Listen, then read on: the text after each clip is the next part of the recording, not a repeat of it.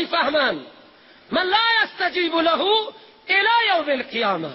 چرا جواب نمیدن تا روز قیامت؟ و هم عن دعائهم غافلون.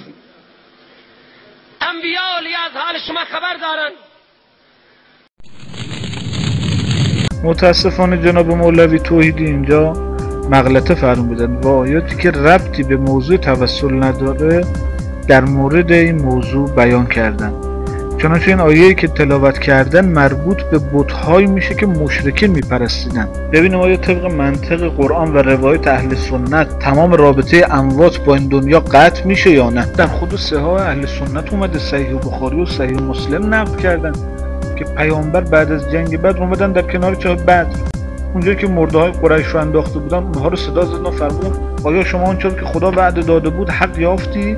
من وعده خدا رو حق یافتم. عمر وقتی گفتگوی پیامبر با مردگان بدر رو شنید گفت اینها چطور سخن شما رو میشنون؟ چطور جواب میدن در حالی که همه مردن؟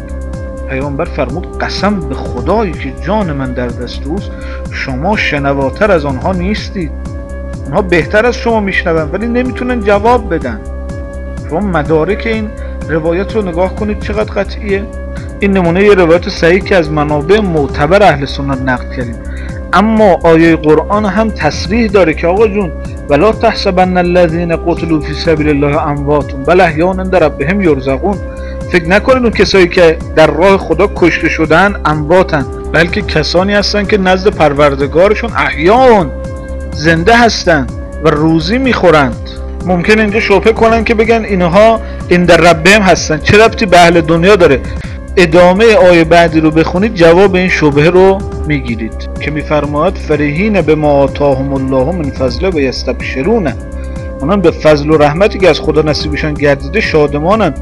و اینجا رو دقت کنید و با آن مؤمنان که هنوز به آنها نپیوستند، اهل دنیا هستند و بعداً در پی آنها به راه خواهند آمد مژده میدهند، بشارت میدن به اهل دنیا. قرآن داره صریحاً حرف شما رو رد میکنه، میگه بعضی از اموات هستن که با عالم دنیا ارتباط دارند. همچنین تو سوره بقره آیه 154 نقل میکنه آنها که در راه خدا کشته میشوند مرده مگویید بلکه آنها زندگانند ولی شما نمیفهمید. شاگردان مولوی توحیدی چه جوابی دارید بدید؟ انبیاء علی از حال شما خبر دارن؟ بگی خبر دارن. اگر خبر داشته باشد پیغمبر از روسیاهی های من و شما خودت هم بگی آیا پیغمبر راحت است یا رنج است؟ نه راحت است. نه ابو جهل ها را میدید در گمراهی، پیغمبر اینقدر را ناراحت میشد که خدا میگه لعلک باخع نفسک علی آثارهم ان لم یؤمنوا بهذا الحدیث اسفا. و بعد از وفات ناراحتیه یا راحته؟ خدمت آقای توحیدی باید عرض کنیم اتفاقا همین مطلبی رو که ایشون دارن انکار میکنن توی منابع معتبر اهل سنت نقل شده. ابن حجر هیثمی در کتاب مجموع الزوائد نقل میکنه که پیامبر خدا صلی الله علیه و آله و سلم فرمودن که حیاتی خیر لکم تحدثون و یحدث لکم و وفاتی خیر لکم. هم حیات من برای شما مایه خیره و هم وفات من.